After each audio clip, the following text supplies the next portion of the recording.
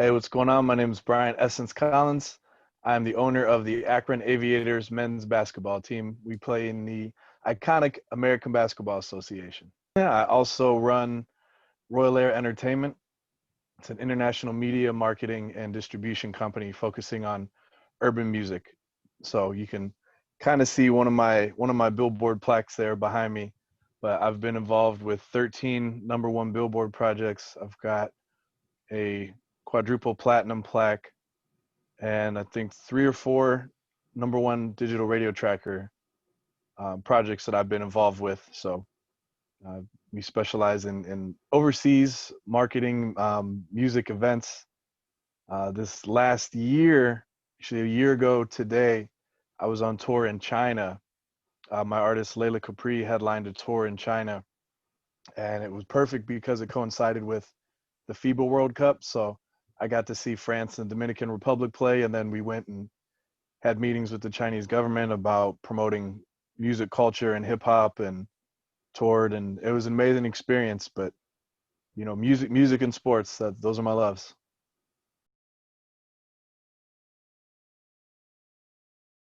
Yeah, we've had a few players sign overseas.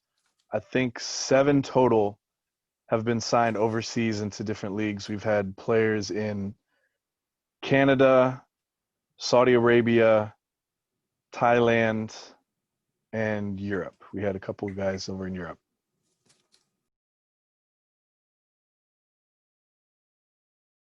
Once they make the team, I think it's important for players to remember that that is not the end. It's similar like with music business. Once you sign the contract, that's not the goal. The goal is to continue to grow and be successful. So that involves promotion. You can't rely on just the team to promote your games. You still need to invite your friends. You still have to invite your family. You should still want them to come. I see this attitude a lot with players who, not that they get lazy, but some of the drive is gone once they sign with the team. Your journey's not done. You still have to promote. You still have to work out, especially nowadays. Like if you look at the LeVar Balls of the world, who he didn't have to say anything. His son was drafted in the NBA, but he kept promoting and talking about it. So there are ways to leverage your celebrity, so to speak, using social media, using other things. I think it's important to go out into the community and meet people. You're an ambassador. You're an ambassador for the team and then also for yourself. So, once you sign, obviously you have to keep working and working hard to improve your game and being an asset to the team, but also to the community. So those are the two things that I'd say focus on. You know, who can you meet in the community? Volunteer opportunities. What things can you do to give back? And the community will give back to you, and they'll remember you. So promote the team, and you know, give back to where you are.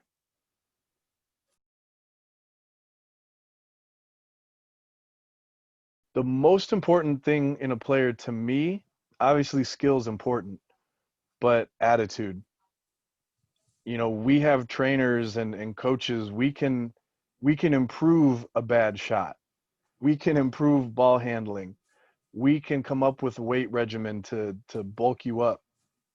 But if you have a bad attitude, if you're lazy, if you won't hustle, if you don't box out, and it's mental things and not a technique, that's a big red flag for me. That's the most important thing to me is attitude, because we've had players who, obviously you're going to get in a slump sometimes. You're going to miss shots.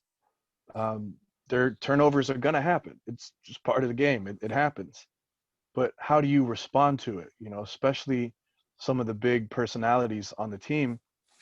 We have guys who, when they get down, they bring other people down with them. And you can't have that. You can't have that in a winning culture or in a team. Watching the NBA, watching the finals right now, you don't see players getting really angry when they get subbed out of a game. You don't see LeBron like slamming the ball down, like, man, why are you taking me out? You don't see Westbrook and people throwing fits because they're subbed out. And, some of that's immaturity when you got really young guys. That's just something major for me. Personality is the most thing. Personality and work ethic. Like I said, we can fix a shot. We can help you out. We can sit down and study game footage and help you learn. But if you don't have the attitude to want to do it, then I don't know how far you're going to get.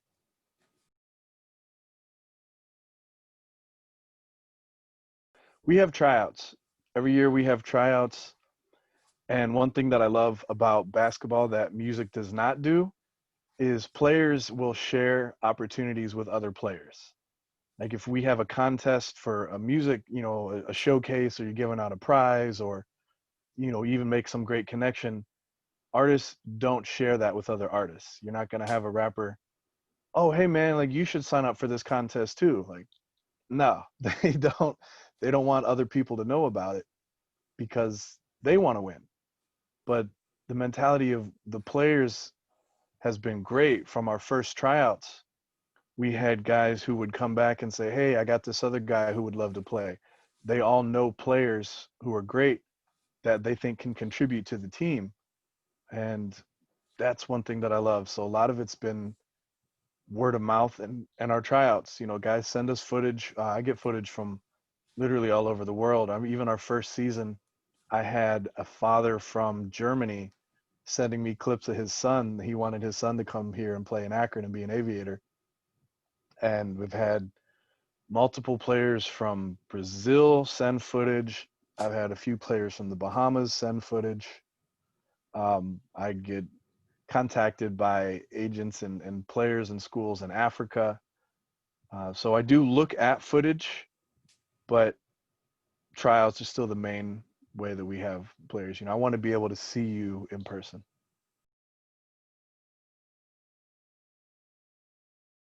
The American Basketball Association started in 1960s and was a rival to the NBA, and famously was absorbed, and four of the current NBA teams started out as ABA teams. The league was restarted in 1999. First season started in 2000 with one of the co-founders of the original, of the Pacers, Richard Tinkham, rest in peace, and Joe Newman. So Joe Newman is the current CEO of this incarnation of the ABA.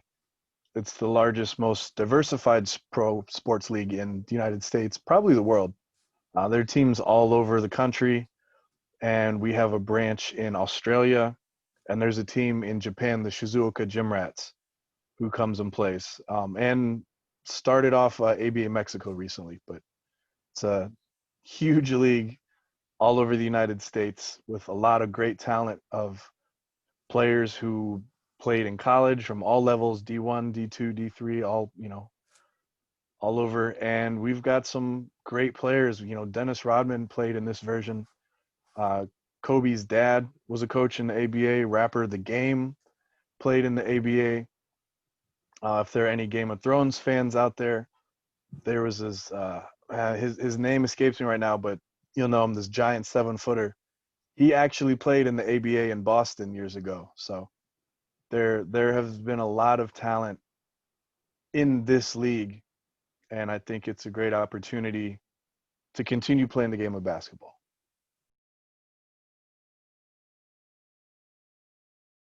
I think a lot of players may not be conscious of how many eyes they have. There's some guys that we have, they'll post highlights, and they're popular guys. They'll get a lot of views and a lot of comments, and I don't think they're all conscious of the fact that people are watching them. Like they're so caught up in the views, they forget that people can see them. And by that, I mean, you never know who's watching. It could be a coach, it could be an agent or scouts from other teams, other leagues. It could be potential sponsors. And if you are constantly posting pictures and videos of you out partying or drinking, just hanging out with your friends, you could see it as something innocent and not realize the message that you're actually portraying. So if you're actively trying to get signed overseas and you have teams and agents looking at you, they're going to look at your social media for multiple reasons. One, if you're marketable, um, they want to be able to promote that. If you have some form of celebrity, of course, that helps them. But if they see you out partying and you're always at the club and hanging out with your friends, even though it seems innocent to you, they could look at you as a liability. Like, man, we've had Americans come over here before and they just go out and party and come in and play hungover, and that's not what we want. This guy's always in the club partying. I've seen people lose more for less. It happens in the music business too. We've had people who were in label meetings and said the wrong thing, or they're not doing the right things on social media. I had a former player who posted some horrible things on his Twitter account, and I had to just, he wasn't associated with the team anymore. He played maybe 2 games our very, very first season, but I can't be associated with that. All we need is for him to say something crazy or do something stupid, and people go and look at his social media and see my team on there, or your team, or your agency or something, and they're going to link it back to you. That's what happened. That's what people do. When people say dumb stuff online, the internet always finds out where you work, and they've called out a bunch of racists for doing stupid things. They're going to associate you with who you associate with. So just be conscious of that. Be conscious of the way that you talk about people, the way you conduct yourself. um, you never know who's watching. Be yourself, continue to have your personality, speak out when you think things are wrong, but just keep that in the back of your head that people are watching, for better or for worse. So just be conscious of it. But it can be a great tool. I love it. I love social media, for the social aspects of it. But the internet can turn on you real quick when you do something stupid. So just keep that in mind.